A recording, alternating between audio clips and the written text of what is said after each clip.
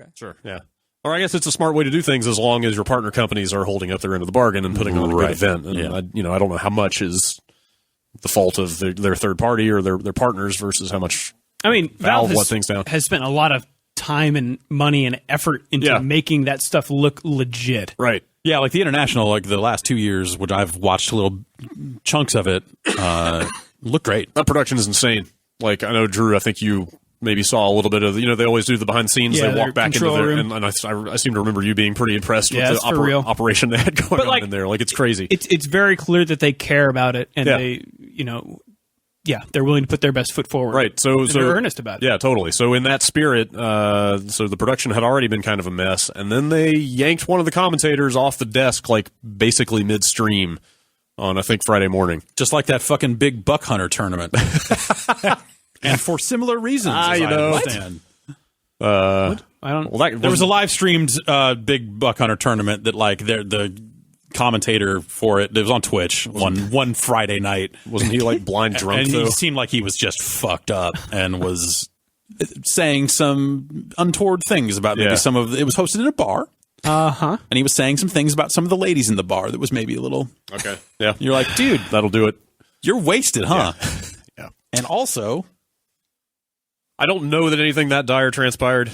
Well, it's not necessarily. But I don't know what it was. I wasn't watching any of the streams. I don't have a clue what was said at the desk. I did a little bit of reading up on it, and it sounds like one of the things was him talking about wanting to jack off before, like his typical like pre-tournament ritual was jacking off before going at the desk. Okay, and that it was hard to do that in China. Good to know.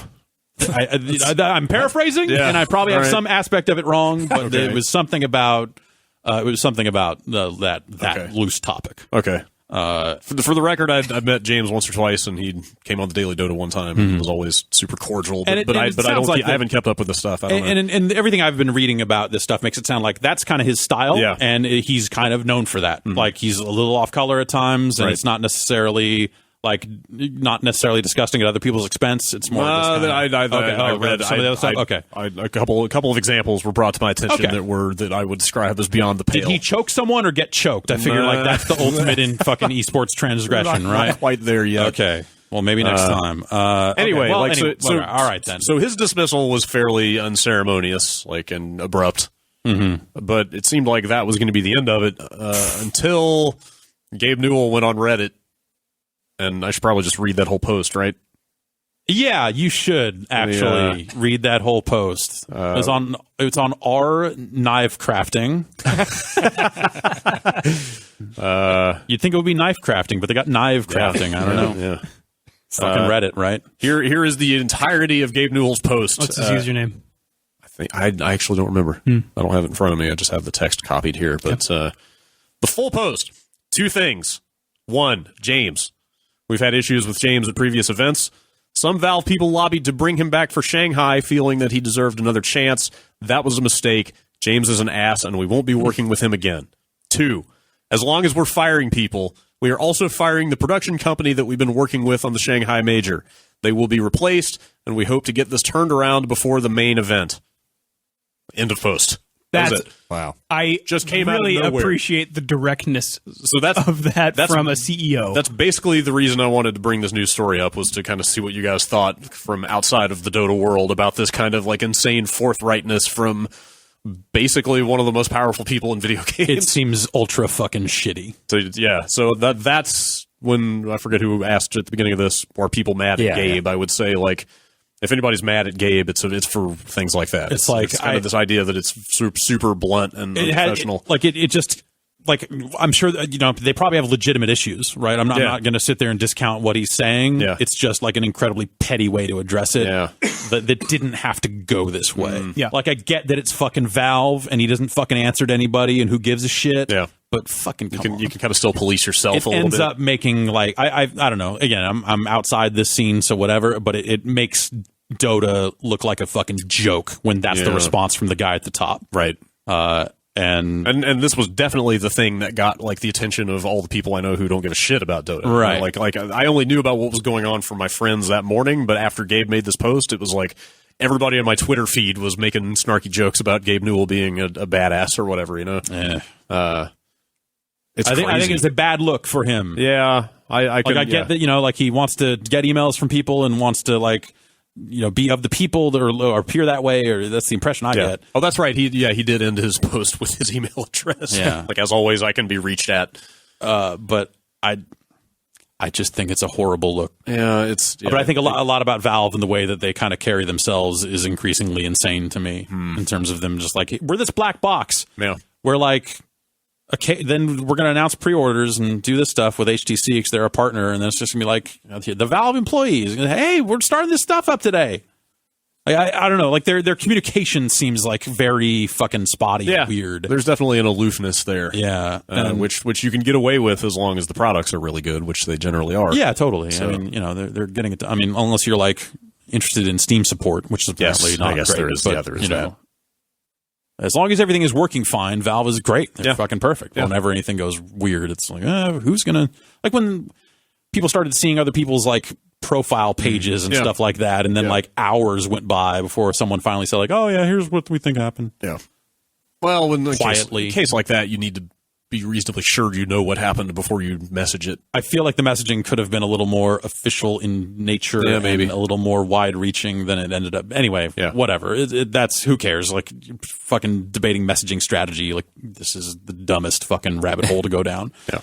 Either way, I think it looks petty. Yeah. For a guy. Well, not only that to behave in that way. Yeah, I can definitely see that perspective. Not only that, but it kind of opened this Pandora's box because then that invited James to write this giant screed on Google Docs, which included like screen captures of screenshots of Skype conversations with like and Ice Frog, right?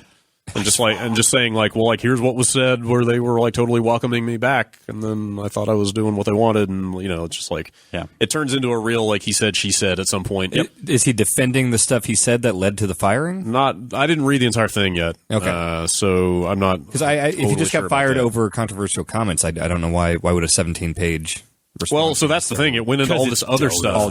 But then he started talking about like contractual stuff from previous internationals and like I think it was International 4. It was like this. It was treated as this kind of bombshell when he mentioned it that according to him, the casters at TI4 were not actually getting paid salaries. They were only getting paid based on those signatures that are attached to the fake items.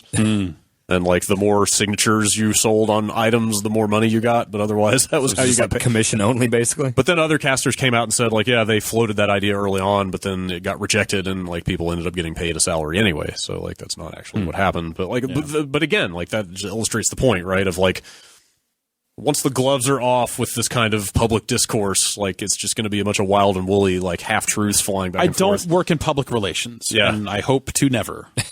Yeah. But if you're a person in a Gabe Newell-esque position, the thing to do is to stop, think about it for a while, and think, what do I hope to gain by wading into this shit fest personally? And if after you've worked that out, the pros and cons, if at the end of that process you're still like, no, fuck that guy, then fucking go for it, man. Yeah. And maybe at the end of that he was so fucking pissed, like that he'd agreed to, whoever was internally fucking trying to vouch for this dude, maybe he was just so pissed across the board, he's like, no, you know what, fuck all this. And then fine, do it. But I hope that he at least walked through the steps and went like, well, if I do this, there's a potential for this to happen. Am I okay with that? And at least say like, no, whatever they fucking bring at me, I'm still Gabe Newell. Fucking knives out, dog. He's got blades to sharpen. He's got a beard to grow. Blades of steel. Ain't got time for this. It seems strange that if he's peeved about the professionalism of someone, it seems like a strange reaction. Yeah, that's a good point. I think it's funny. Yeah, I mean, yes, there was also just a holy shit, like mouth hanging open, like I can't believe he just did that aspect to it. It was entertaining for sure. Sometimes you got to do that. I guess so. For your own sanity, if nothing else. But yeah. And it seems like a lot of people were super stoked that he would show up on Reddit of all places and just like let loose like this. But it just gives me this impression of like Gabe Newell in a bunker reading Reddit all the time. Yeah, that's a chilling thought. Yeah. Maybe that stuff will continue to play out, or maybe the flames have died down. Who can say? You know what's definitely died down? What's that? The PlayStation TV. Oh, right. Just no longer shipping in Japan.